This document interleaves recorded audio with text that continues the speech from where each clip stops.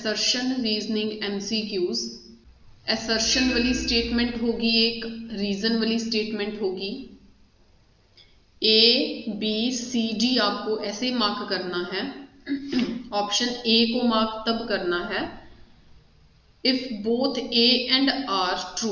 अगर ए भी ट्रू है, आर भी ट्रू है, ए एंड आर दोनों ट्रू है, and R is the correct explanation of A. जो ए में स्टेटमेंट होगी आर उसकी करेक्ट एक्सप्लेनेशन है, तब ए को मार्क करना। ठीक है, अगर ए भी ट्रू है तो आर भी ट्रू है, as well as R A की असर्शन की करेक्ट एक्सप्लेनेशन होगी, तब ए को मार्क करना। सेकंड, बी को तब मार्क करना अगर ए भी ट्रू होगा, आर भी ट्रू होगा, both A and R true but R is not correct explanation. R उसकी करेक्ट एक्सप्लेनेशन ना हो तब बी को मार्क करना। अगर A is true but R is false, अगर ए ट्रू हुआ आर फॉल्स हुआ तब सी को मार्क करना। ठीक है, तब सी को मार्क कर देना अगर ए ट्रू हुआ आर फॉल्स हुआ। डी तब मार्क करना अगर ए असर्शन ही फॉल्स हो गया तो। अगर असर्शन ही फॉल्स हो गया तो रीजन को ये कहते हैं रीजन ट्रू होगा। A is false, R is true. ठीक है, इसको आप ध्यान से देख लो कि कैसे कैसे आपने A B C D mark करना है। 21st question, if LCM is LCM of P Q. ये जो पी एंड क्यू है ये नंबर्स हैं। ठीक है, एलसीएम जो दो नंबर्स का फाइंड करना है, वो दो नंबर्स यहाँ पे रिप्रेजेंट किए जाते हैं ब्रेसेस में। ठीक है, वो क्या है, वो कहते हैं वो 30 है। HCF किनका, वही दो नंबर्स का, PQ का, वो क्या है, वो 5 है। ये नंबर्स होते हैं। ठीक है, P एंड Q कोई नंबर्स हैं, P एंड Q कोई नंबर्स हैं। वो कहते हैं देन PQ इज 150। एक रिजल्ट है जी, ये रिजल्ट इंपॉर्टेंट है, मार्क कर लो। वो क्या कि जो दो नंबर्स का LCM होगा एंड दो नंबर्स का HCF होगा, ठीक है, वो किसके इक्वल होगा, हमेशा अगर वो नंबर्स PQ हैं तो वो PQ की प्रोडक्ट के इक्वल होगा। ठीक है, जिन दो नंबर्स का LCM है उन्हीं दो नंबर्स का HCF, वो प्रोडक्ट असल में किसके इक्वल होता है, वही दो नंबर्स की प्रोडक्ट के इक्वल।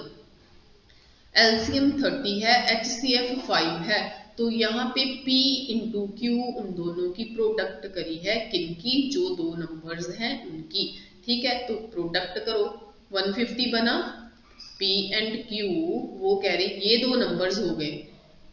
30 क्या है, 30 क्या है LCM, HCF क्या है 5, 30 LCM 5 HCF 150, यानी कि असर्शन तो ट्रू है। रीजन देखें, LCM of AB into HCF of AB is equal to product of two numbers. ये भी ट्रू है, ये भी ट्रू है, ये भी ट्रू है। क्या ये उसी का करेक्ट एक्सप्लेनेशन है? यस, उसी का ही तो फॉर्मूला ये बताया। यस, तो कौन सी ऑप्शन है? ए ऑप्शन है 21st क्वेश्चन की, क्योंकि जब असर्शन भी ट्रू होता है, रीजन भी ट्रू होता है, एज वेल एज जो रीजन है वो असर्शन की करेक्ट एक्सप्लेनेशन बताए, तब option A is your answer. 22 question, assertion this has 2 zeros। देखते सारे दिल करता कह दो ट्रू। ठीक है, ट्रू कह दूं क्योंकि सारे ऐसे करेंगे, क्योंकि हमने क्या सिखाया बच्चों को, जिसकी रेज टू पावर 2 है भाई वो 2 रूट्स देगा। ठीक है, चेक कर ले, ये दे भी रहा 2 रूट। ठीक है, कैसे देने इसने 2 रूट्स ही हैं, लेकिन कैसे, 10th क्लास के स्टूडेंट्स तक के 10th क्लास के स्टूडेंट्स का यहाँ तक ही है कि उनको रूट्स रियल चाहिए होते हैं। ठीक है, रूट्स कॉम्प्लेक्स भी होते हैं, 10th वाले बच्चों को सिर्फ रियल रूट्स तक मतलब होता है। चेक करें वो क्या है, discriminant should not be less than 0। अगर आपका डिस्क्रिमिनेंट 0 से लेस आ गया तो आप कहोगे, अगर डिस्क्रिमिनेंट 0 से लेस आ गया तो आप कहोगे कि रूट्स उसके रियल नहीं होते, रूट्स आर नॉट रियल। ठीक है, है ये ट्रू ही, बन ये ट्रू ही रहा, लेकिन एक बार चेक तो कर ले, है ना, कि डिस्क्रिमिनेंट क्या है। वो क्यों, पता क्यों, एक्स जो रूट निकलने है उसका फॉर्मूला होता x is equal to minus b plus minus इन under root b upon 2a, ये फॉर्मूला होता है एक्चुअली। तो अंडर रूट में नेगेटिव चीज नहीं होती कभी भी, कभी भी नहीं होती। अगर रूट में प्लस का 16 आ गया तो 4 है जी, अगर रूट में माइनस का 16 आ गया तो वो नहीं पॉसिबल, ये नहीं पॉसिबल है, ये पॉसिबल, लेकिन ये 11th के बाद पढ़ते हैं हम, 11th में पढ़ते हैं, हमें सिर्फ यहाँ तक मतलब है, प्लस का आना चाहिए अंडर रूट में, अंडर रूट में जो चीज है यहाँ पे वो पॉजिटिव होनी चाहिए। तो चेक करते हैं इसका डिस्क्रिमिनेंट, चेक करते हैं। डिस्क्रिमिनेंट का फॉर्मूला होता है बी स्क्वायर माइनस 4ac, उसका अंडर रूट डाल देते हैं। b की वैल्यू कितनी, यहाँ पे 4, आप करोगे यहाँ पे 4 का स्क्वायर माइनस 4, a की वैल्यू कितनी, यहाँ पे 1 लिखोगे, c की वैल्यू कितनी 5, दिस इज इक्वल टू 4 का स्क्वायर 16, 5 4 सा 20, अरे इसने तो माइनस का 4 दे दिया, अंडर रूट में माइनस का 4 आ गया, अगर प्लस का 4 होता तो 2 आंसर होना था, माइनस का आ गया तो यही होता है, ये चीज होती है जो हमने +1 में पढ़नी होती है, हमें इससे कोई मतलब नहीं, यानी कि माइनस नेगेटिव चीज आ रही है तो ये फॉल्स है, ठीक है, ये फॉल्स है, फाइन। तो मैंने कहा था अगर पहले वाला फॉल्स है ना, तो दूसरे वाला ये वाला ट्रू होगा, तब आपकी डी ऑप्शन है, ठीक है जी। देखें, quadratic polynomial can have at most 2 zeros, can have हो सकते हैं, यस हो सकते हैं, क्वाड्रेटिक के ऑर्डर 2 वाली के, ठीक है, कैन हैव हो सकते हैं, ट्रू है, तो इसकी ऑप्शन है डी।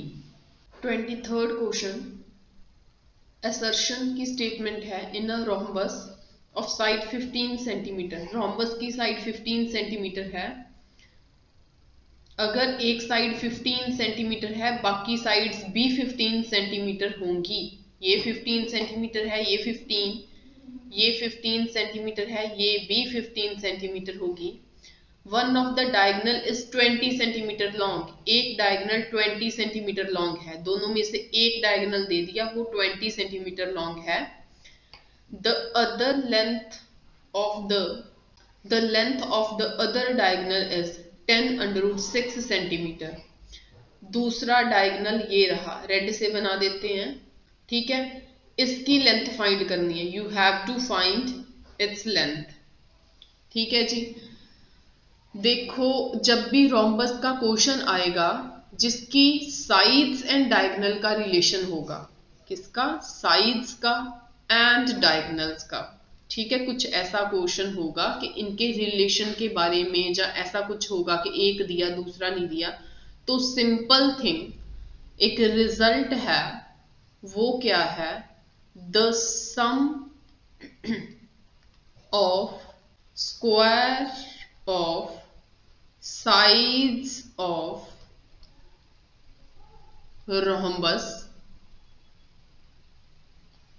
as equal, ऐसे डाल देते हैं equal, as equal to the, is equal to the sum of square of its diagonals, ठीक है, ये रिजल्ट याद रख लो। अगर मैं ऐसे करके दिखाऊं, ये ए बी सी डी है ना, तो ए बी का स्क्वायर प्लस बी सी का स्क्वायर प्लस सी डी का स्क्वायर प्लस डी ए का स्क्वायर इज इक्वल टू, किसके इक्वल है, बी डी का स्क्वायर, बी डी का स्क्वायर, ए सी का स्क्वायर, ठीक है।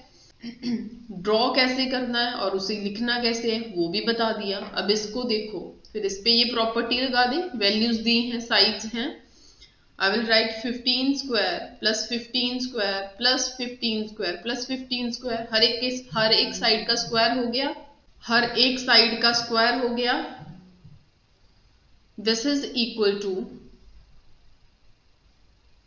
सम करेंगे, स्क्वायर करेंगे, किसका, डायगनल्स का, एक डायगोनल कितना है 20, दूसरा उन्होंने कहा तो है कि 10√6 है, चाहे तो 10√6 फिल कर देते हैं, ठीक है 10√6 फिल कर देते हैं। अगर left side and right side equal आ गई 15 15 सा, ये 4 बार है ये वाली चीज, ठीक है 4 times 15 square, this is equal to 400, ठीक है ये आ जाएगा आपका 600, 4 ये 225, दिस इज इक्वल टू, इस साइड आ गया 1000, ठीक है। एक साइड की टर्म्स दूसरी साइड मत लेके जाना, क्योंकि मैंने ये चेक करना है कि दूसरा डायगोनल, ये वाली प्रॉपर्टी उस पे लग रही है, दूसरा डायगोनल 10√6 ही है, यही पूछा उन्होंने। इन अ rhombus of side 15 centimeter, one of the diagonal is this, the length of other diagonal is, मतलब कि सारा कुछ दिया हुआ है, साइड्स भी दी हैं, डायगोनल्स की लेंथ भी दी है, बस सब्स्टिट्यूट करके देख लेते हैं कि लेफ्ट हैंड साइड का आंसर राइट हैंड साइड के इक्वल आता। सो टर्म्स लेफ्ट वाली राइट पे, राइट वाली लेफ्ट पे नहीं लेके जानी, लेफ्ट वाली क्वांटिटी टर्म्स को लेफ्ट पे ही रखो, राइट वाली को राइट पे ही रखो, ठीक है। तो इनको किया आपने 900 आ जाएगा, ये दोनों इक्वल नहीं है, ठीक है ये दोनों इक्वल नहीं है, तो ये फॉल्स है, तो इसका फॉल्स है, ठीक है इसका फॉल्स है। तो ये जो रीजन है ये ऑब्वियस है ट्रू होगा, क्योंकि डी ऑप्शन क्या होती थी, जो असर्शन वाली स्टेटमेंट फॉल्स होनी, एंड जो रीजन है वो ऑलवेज ट्रू होता है। देखें रीजन क्या है, the sum of the square of the sides of the rhombus is equal to sum of the squares of its diagonals, वही तो स्टेटमेंट है जो यहाँ पे लिखी, sum of the squares, ये क्या है सम किसका, स्क्वायर्स का, किसके, साइड्स ऑफ रोम्बस की, is equal to the sum of, ये क्या है सम ऑफ स्क्वायर्स, ये क्या है स्क्वायर्स, ये क्या है डायगोनल्स, ट्रू है, ठीक है जी। So D option, D is your answer. 24th question, in a right angled triangle, बनाएं पहले राइट एंगल ट्रायंगल, ठीक है। If cos theta is equal to 1/2, theta कहां पे ले, चाहे यहां पे ले लो चाहे यहां पे ले लो, कहीं पे मर्जी ले लो, यहां पे ले लेते हैं, ठीक है यहां पे ले लिया हमने थीटा। वो कह रहे if cos theta is equal to 1/2, कहने का मतलब ये है कि ये क्या है बेस, यस ये बेस होता है, ये होता हाइपोटेन्यूज। पंडित बदरी प्रसाद हर हर बोले, सोना चांदी तोले, कॉस देखना है base, base upon hypotenuse, base की वैल्यू 1, बेस की वैल्यू 1, हाइपोटेन्यूज की वैल्यू 2। कैसे पता चला कि यही बेस है बच्चे, यहाँ पे थीटा लेते हो आप, थीटा मैंने यहाँ पे लिया, ठीक है। थीटा जो है वो नोट कर लो, वो आपका किसके साथ बनता हमेशा, ऑलवेज बेस एंड हाइपोटेन्यूज के साथ, हाइपोटेन्यूज के साथ, ठीक है जी।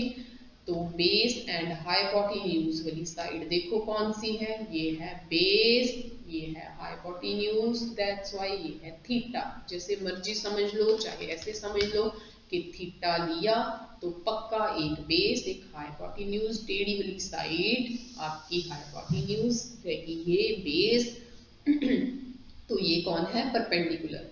तो अभी पहले बताया कि परपेंडिकुलर फिर कैसे निकालते हैं, अंडर रूट कर देते हैं, दोनों में से बड़ा कौन है 2, उसका स्क्वायर किया 4 माइनस इसका स्क्वायर 1, अंडर रूट 3, यानी कि परपेंडिकुलर आ गया अंडर रूट 3।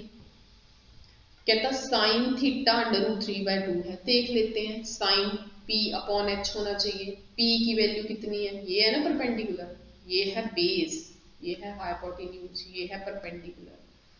वो कहते साइन थीटा अंडर रूट 3/2 है, perpendicular upon hypotenuse, perpendicular under root 3 है, हाइपोटेन्यूज 2 है, अंडर रूट 3/2, यस ट्रू है, ये इतनी चीज तो ट्रू है।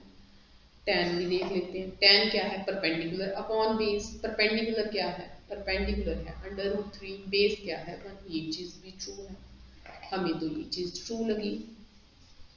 ठीक है, 24th क्वेश्चन की असर्शन वाली स्टेटमेंट ट्रू है।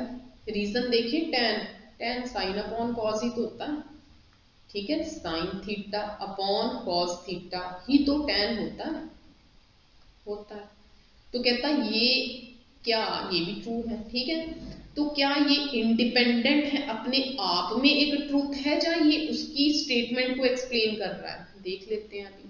साइन अपॉन कॉस, ठीक है, साइन अपॉन कॉस, यहाँ पे साइन अपॉन कॉस करने को कह रहे हैं, हम भी करके देख लेते हैं। साइन ऊपर रख लेते हैं, कॉस नीचे रख लेते हैं। साइन की वैल्यू कितनी है, अंडर रूट 3/2, कॉस की वैल्यू कितनी है 1/2, अंडर रूट 3/2, यहाँ पे 1/2, 2/1 आ गया, तो आंसर कितना आया अंडर रूट 3। अरे tan थीटा असर्शन वाली स्टेटमेंट में भी अंडर रूट 3, रीजन वाली को सॉल्व किया उसमें भी ट्रू, असर्शन वाली स्टेटमेंट में भी tan अंडर रूट 3 है, रीजन वाली को सॉल्व किया, मैंने रीजन वाली को सॉल्व किया उसमें भी अंडर रूट 3। ठीक है, तो ऑब्वियस कौन सा आंसर है, ए, क्योंकि जो ये वाली स्टेटमेंट है उसी की करेक्ट एक्सप्लेनेशन है। 25th question, if a die is thrown, कर दो भी डाई थ्रोन, क्या प्रोबेबिलिटी सैंपल स्पेस क्या आई, 1 2 3 4 5 6, the probability of getting a number less than 3, probability of getting a number less than 3, and है भाई आगे and है less than 3 and greater than 2, okay, probability यहाँ पे लिखेंगे less than 3 and greater than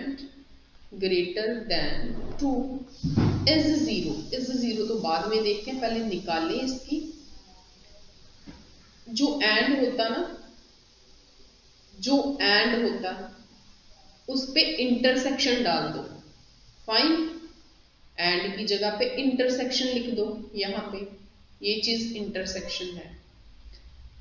probability less than 3 देखेंगे, किसकी देखेंगे लेस देन 3, किन किन को देखेंगे, इन दोनों की प्रोबेबिलिटी निकाल देंगे।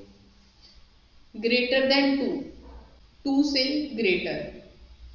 ग्रेटर कौन है, 2 से बड़ा, 2 नहीं लेना, 2 से बड़ा लेना, 2 से ग्रेटर तो 3 होता है, इस साइड वाले, पहले वाली बात बता रही है लेस देन 3 से छोटा, तो मैंने 1 2 सिलेक्ट कर लिया, ये चीज इंटरसेक्शन है, मतलब कॉमन लेना है, ग्रेटर देन 2 से ग्रेटर, इस साइड वाला। ठीक है, इस साइड जो आपने हाईलाइट किया एंड जो ये वाला हाईलाइट किया, अब उनमें कर दो इंटरसेक्शन, इसमें एंड इसमें कर दो इंटरसेक्शन। 1 2 में एंड 3 4 5 6 में क्या कॉमन है, कुछ भी नहीं कॉमन, ये एक साइड आ रहा है, ये कुछ भी नहीं कॉमन, 0, फाइन, तो 0 अपॉन टोटल तो 6 होगा, उससे कोई मतलब नहीं, क्योंकि आंसर 0 बन जाना। क्यों बनना 0, क्योंकि इनमें जो कॉमन है वो कुछ नहीं है, सो दैट्स व्हाई 0। वो कहता है probability of an impossible event, असल में ये इम्पॉसिबल है, उसकी प्रोबेबिलिटी फाइंड करनी, जो लेस देन 3 है ग्रेटर देन 2 है, वो एक्चुअली ये इम्पॉसिबल इवेंट है, एक्चुअली ये क्या है, ये इम्पॉसिबल इवेंट है, फाइन। तो ये तो ट्रू है कि आंसर 0 आया, ये भी ट्रू है, तो क्या ये उसकी करेक्ट एक्सप्लेनेशन है, यस है, क्योंकि इसी को ही क्या बोलते हैं, इम्पॉसिबल इवेंट, फाइन। सो इसका आंसर क्या रहेगा, A answer. Revise the content and get good marks, thank you.